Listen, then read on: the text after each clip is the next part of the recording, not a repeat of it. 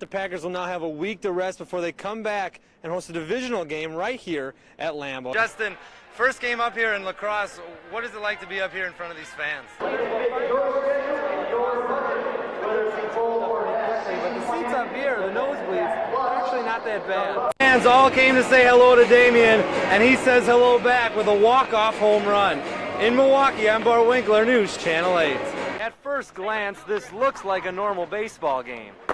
And it sounds like a normal baseball game. That's a base hit. That's a base hit. And it was a normal baseball game in 1860. Rip Snorter. Looks like the standard first, second, third to home type of deal, but some of the rest of the play I'm still trying to decipher. I can't figure out when they hit one over the fence and the fielder jumps over the fence to get it. We play by the 1860s rule.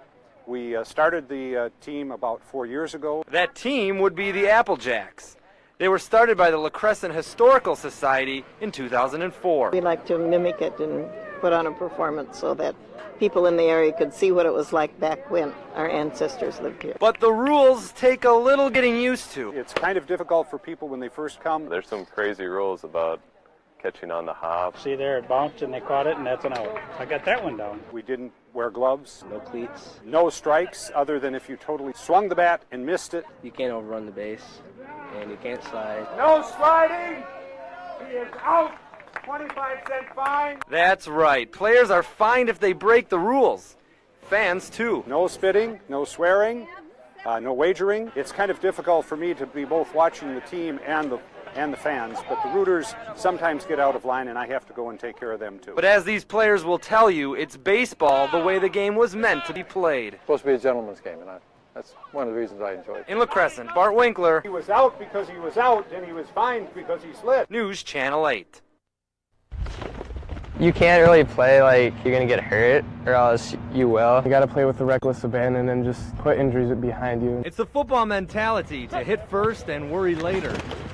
But in football, injuries will happen, and coaches and doctors will admit dealing with concussions can be tricky. Most people that take care of athletes that have a lot of concussions are keeping them out from collision sports for about a week afterwards.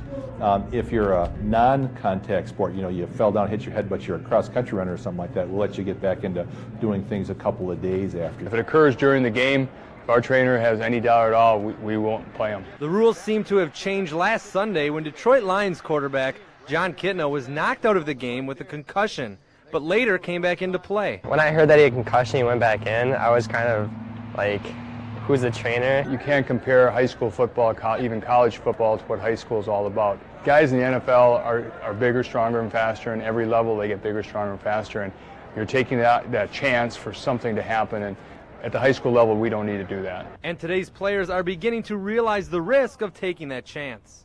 I'd probably tell coach right away.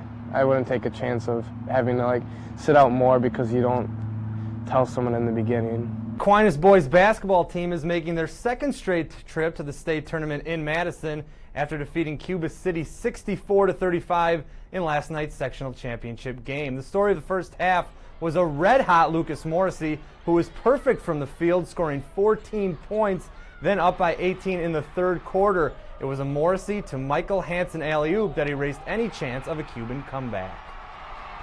We've been working on it for a long time. We put it in for Arcadia, but we didn't get to run it. In this game, we finally got it. Lucas threw it high. I went up and got it. Just threw it down from there. It was awesome.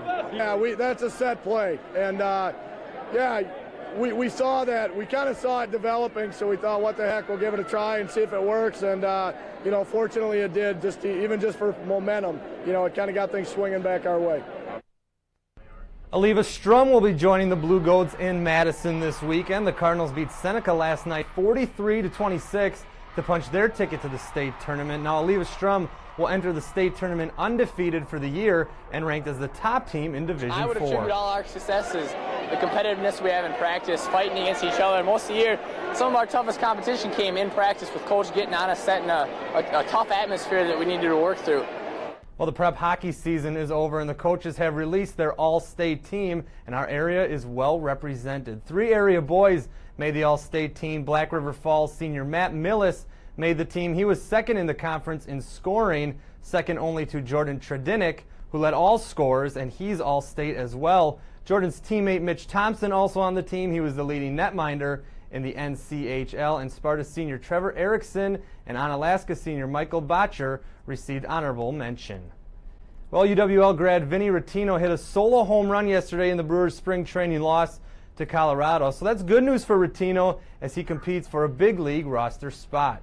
Brewers trying to bounce back with a spring training win over Los Angeles.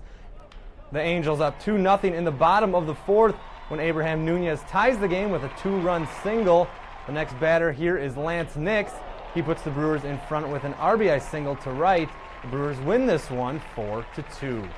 Well, the Vikings made some free agent noise earlier this week by signing safety Madeo Williams, and they continue to make additions this weekend. Yesterday, Minnesota announced the signing of veteran receiver Bernard Berrien. Now, some consider the former Bear to be the best free agent wide receiver this year, of course, besides Randy Moss. And Berrien caught 71 passes for 950 yards and 5 touchdowns last year, so he should help the Vikings passing attack that ranked 28th in the league last year.